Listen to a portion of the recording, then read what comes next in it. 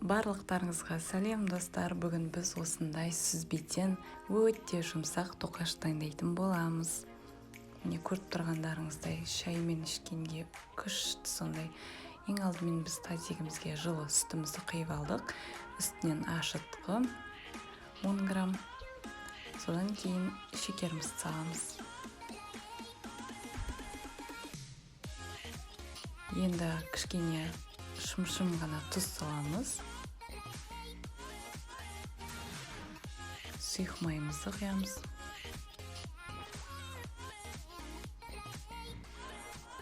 Араластырамыз біркелкі етіп.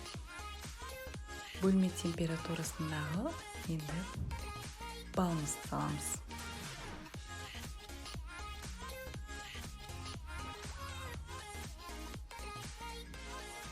Енді жақсылап араластырамыз. Міндетті түрде ұнды иеліктен өткізіп салыңыздар. Сонда жақсы көтеріп шығатын болады тестамыз.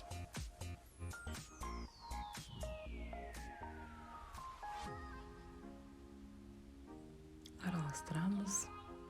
Қалғанын қолымызбен дайындайтын боламыз. Енді жылы жерге бетін жауып 1 сағат көлемінде алып қоямыз. Мекемінде дайын болды.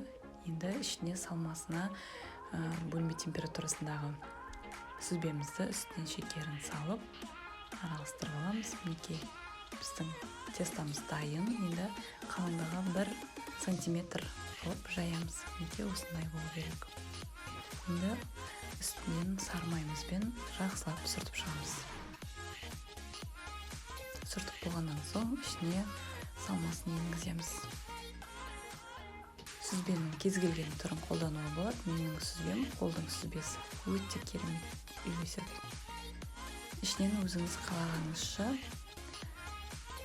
начинканың үстіне осылай жүзім салуыңызға болады.